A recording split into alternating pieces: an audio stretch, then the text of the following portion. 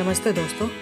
आज का बायोग्राफी है अल्बर्ट आइंस्टाइन का। तो चलिए सुनते हैं। आधुनिक भौतिक विज्ञान के जन्मदाता अल्बर्ट आइंस्टाइन ने भौतिक विश्व को उसके यथार्थ स्वरूपों में ही समझने का प्रयास किया था। इस संबंध में उन्होंने कहा था कि शब्दों का भाषा को जिस रूप में लिखा या बोला जाता है, मेरी विचार पद्धति में उसकी उस रूप में कोई भूमिका नहीं। पारंपरिक शब्दों अथवा अन्य चिन्हों के लिए दूसरे चरण में मात्र तब परिश्रम करना चाहिए जब संबंधीकरण का खेल फिर से दोहराया जा सके। अल्बर्ट आइंस्टाइन का प्रारंभिक जीवन कैसा था? अल्बर्ट आइंस्टाइन का जन्म 14 मार्च 1879 को जर्मनी के उल्क नामक छोटे से कस्बे में हुआ था। उनके पिता का नाम हर्मन आइंस्टाइन और माता का नाम पॉलिन था। पॉलिन को अपने पुत्र से बहुत प्यार था और कभी भी वो उसको अपने से दूर नहीं करती थी। अल्बर्ट 3 वर्ष का हुआ तो उसकी माता के लिए एक समस्या खड़ी हो गई कि वो बोलता नहीं था। सामान्यतः 3 वर्ष के बालक तुतलाकर बोलना सीख जाता है। फिर भी माँ ने उम्मीद नहीं छोड़ी और उसे पियानो बजाना सिखाया। बचपन में अल्बर्ट शांत स्वभाव का और शर्मीला लड़का था और उसका कोई भी मित्र नहीं था। वह अपने पड़ोस में रहने वाले बच्चों के साथ भी खेलना पसंद नहीं करता था। अल्बर्ट के माता पिता म्यूनिख रहने लगे थे। बच्चे म्यूनिख की सड़कों पर सेना की परेड को देखकर उसकी नकल उतारा करते थे, जबकि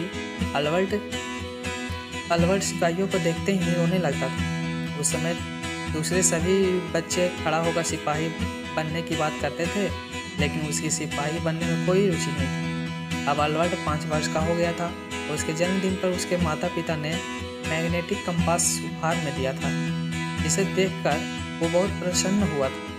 जब उस मैग्नेटिक कंपास की सुई हमेशा उत्तर की दिशा की तरफ रहती तो उसके दिमाग में प्रश्न आते थे कि ऐसे कैसे और क्यों होता।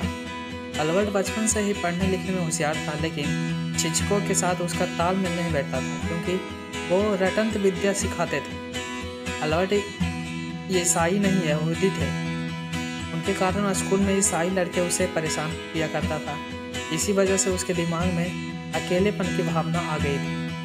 उसका बचपन में एक ही मित्र बना था जिसका नाम है मैक्स टेमले, जिससे वो अपने मन की बातें किया करता था और तर्कसंगत प्रश्न भी। एक दिन अल्बर्ट मैक्स से पूछा कि ये ब्रह्मांड कैसा काम करता है। इसका उत्तर मैक्स के पास नहीं था। इस तरह बचपन से उसका भौतिकी में बहुत रुचि रही थी। अल्बर्ट के चाचा जयभक्त एक इंजीनियर थे। उन्होंने अल्बर्ट के मन में गणित के प्रति रुचि दिखाई दी। उन्होंने उसे सिखाया था कि जब भी बीजगणित में कुछ अज्ञात वस्तु को ढूंढना चाहते हो तो उसे बीजगणित में x मान लेते हैं और तब तक ढूंढते रहते हैं जब तक कि पता नहीं लगा लेते हैं। अल्बर्ट जब 15 वर्ष का हुआ तो उसके पिता के कारोबार में समस्याएं आ गई। इसके कारण उन्हें कारोबार बंद करना पड़ा। अब उसके माता पिता उसको जिम्नेशियम स्कूल में दाखिला दिलाकर नौकरी की तलाश में दूसरे शहर चले गए। अब माता पिता के जाने के बाद अल्बर्ट उदास रहने लगा। उसका पढ़ाई में ध्यान नहीं लगा, इसलिए वो भी अपने परिवार के साथ इटली चला गई। इटली में उसने बहुत सुखद समय बिताया। उसके बाद 16 वर्ष की उम्र में अल्बर्ट को स्विट्जरलैंड के एक स्कूल में पढ़ने के लिए रखा गया। यहाँ पर उसने भौतिकी में गहरी रुचि दिखाई दी और उसे योग्य अध्यापक भी मिला। यहीं पर उन्होंने सापेक्षता का सिद्धांत का पता लगाया था। अल्बर्ट ने ज्यूरिख में स्नातक की डिग्री प्राप्त की।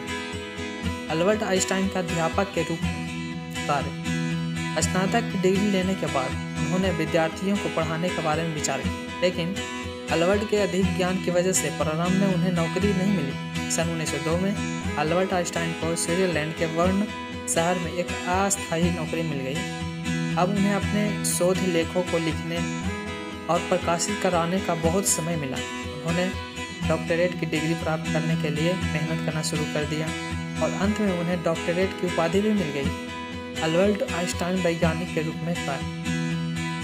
ज्यूरिख विश्वविद्यालय में उनको प्रोफेसर नियुक्ति मिली और लोगों ने उन्हें महान वैज्ञानिक मानना शुरू कर दिया। सन 1905 में 26 वर्ष की आयु में उन्होंने सापेक्षता का सिद्धांत का प्रतिपादन किया, जिसने उन्हें विश्व विख्यात कर दिया। इस विषय पर उन्होंने केवल 4 लेख लिखे थे। उन्होंने भौतिकी का चेहरा बदल दिया। इस सिद्धांत का प्रसिद्धि समीकरण E = mc² है। जिसके कारण ही परमाणु शक्ति प्राप्त हो सकी। इसी के कारण इलेक्ट्रॉनिक आय की बुनियादी रखी गई। इसी के कारण ध्वनि, चलचित्र और टीवी पर शोध हो सके। आइंस्टाइन को अपने इसी खोज के लिए विश्व प्रसिद्ध नोबेल पुरस्कार भी मिला।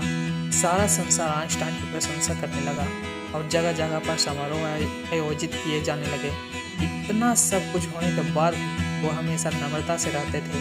आइंस्टाइन विश्व शांति और समानता में विश्वास रखते थे। इसी कारण उन्हें गांधी जी की तरह महान पुरुष कहा जाता। आइंस्टाइन को अपने जीवन में सबसे ज़्यादा दुख तब हुआ जब उनके वैज्ञानिक आविष्कारों के कारण बाद में परमाणु शक्ति का आविष्कार हुआ, जिससे हिरोशिमा और नागासाकी जैसे नगर ध्वस्त हो गए। आइंस्टाइन का परिवार 1903 में अल्बर्ट आइंस्टाइन का विवाह मिल्वा मैरिक से हुआ था। उनके यहाँ 2 पुत्रों अल्बर्ट और एडुआई ने जन्म लिया था। आइंस्टाइन के विवाह के पहले भी पुत्री थी जिसे आइंस्टाइन ने गोद लिया था, लेकिन उसकी बचपन में ही मौत हो गई। 14 फरवरी 1919 में उनका मैरिक से तलाक हो गया। इसी वर्ष उन्होंने दूसरी शादी कर ली थी। उनकी दूसरी पत्नी का नाम एल्सा था, लेकिन वो भी 1936 में चल बसी। वैसे भी उनकी पारिवारिक जीवन में रुचि कम थी और अपना ज़्यादातर समय अपने वैज्ञानिक खोजों में लगाते थे। अल्बर्ट आइंस्टाइन की मृत्यु 18 अप्रैल 1955 में महान वैज्ञानिक अल्बर्ट आइंस्टाइन की अमेरिका के न्यू जर्सी शहर में मृत्यु हो गई। वह अपने जीवन में अंत तक कार्य करते रहे और मानवता की भलाई में उन्होंने अपना जीवन समर्पित कर दिया था। इतना सब कुछ होने के बाद भी वो किसी के घनिष्ठ मित्र नहीं बन सके, क्योंकि उनका लक्ष्य हमेशा सृष्टि को जानने का रहा था। आइंस्टाइन की प्रतिभा से प्रभावित होने के कारण मृत्यु के बाद उनके दिमाग का अध्ययन किया गया, लेकिन कुछ विशेष तथ्य नहीं मिल सका।